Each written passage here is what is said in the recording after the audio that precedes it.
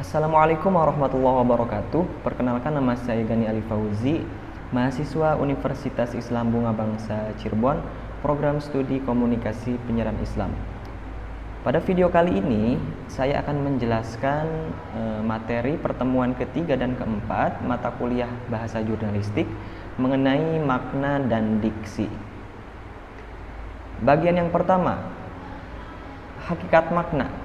Nah, ada beberapa perspektif para ahli mengenai makna.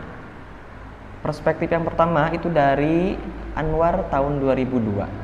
Makna itu didefinisikan sebagai arti ataupun maksud dari suatu kata yang tertuang dalam leksikon. Kemudian yang kedua, perspektif dari Bollinger tahun 1981. Makna itu adalah jembatan penghubung antara bahasa dan dunia luar yang telah disepakati oleh komunitas penutur.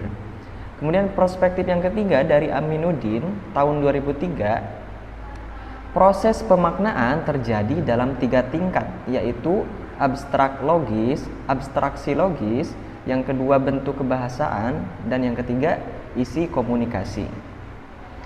Nah, kemudian di dalam makna itu ada 3 tingkatan.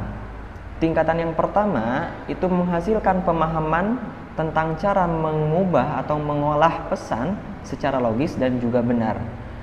Kemudian tingkatan yang kedua fokus pada cara menata struktur kebahasaan untuk mencapai presisi makna. Kemudian yang ketiga, tingkatan yang ketiga itu adalah pengungkapan struktur dalam konteks komunikasi yang tepat dan situasional.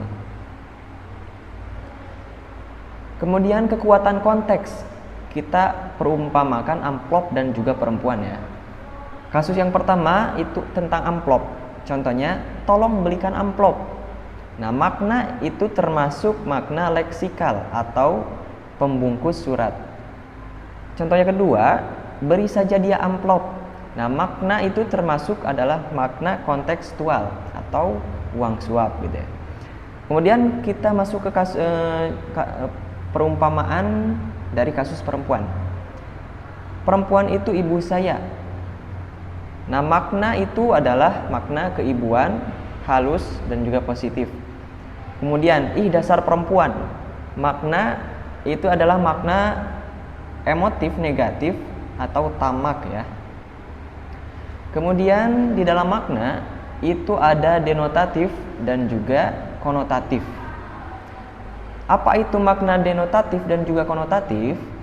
Makna denotatif adalah merujuk pada makna literal atau harfiah yang ditemukan dalam kamus atau objektif.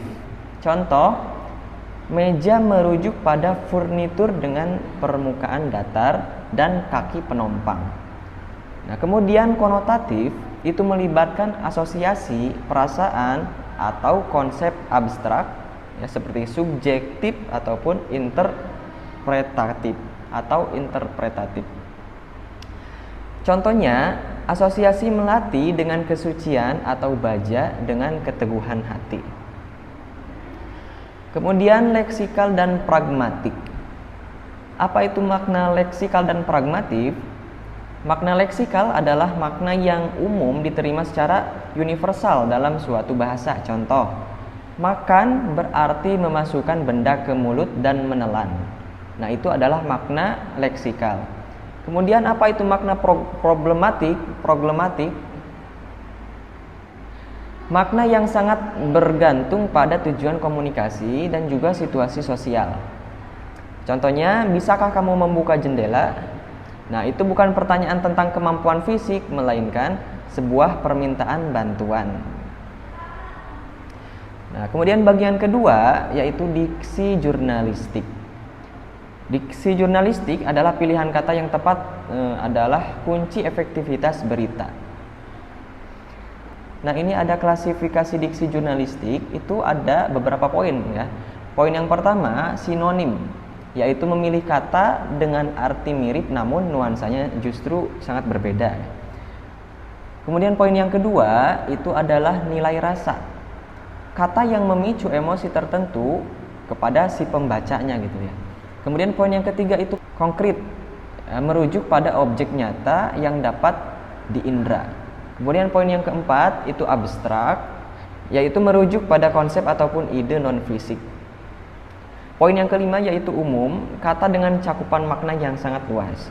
Dan yang terakhir yang keenam itu lugas, yaitu langsung dan tidak berbelit dan tanpa kiasan. Kemudian evolusi kosakata. Nah, penyempitan dan perluasan. Penyempitan kata Honda yang dulu merujuk pada segala jenis angkot kini kembali spesifik pada merek. Kemudian perluasan mouse dan tweet yang kini memiliki makna teknologi yang dominan dibanding makna biologis aslinya. Kemudian budaya, ibu dulu hanya wanita melahirkan, kini sapaan umum untuk wanita dewasa. Kemudian poin selanjutnya yaitu ameliorasi dan juga peorasi.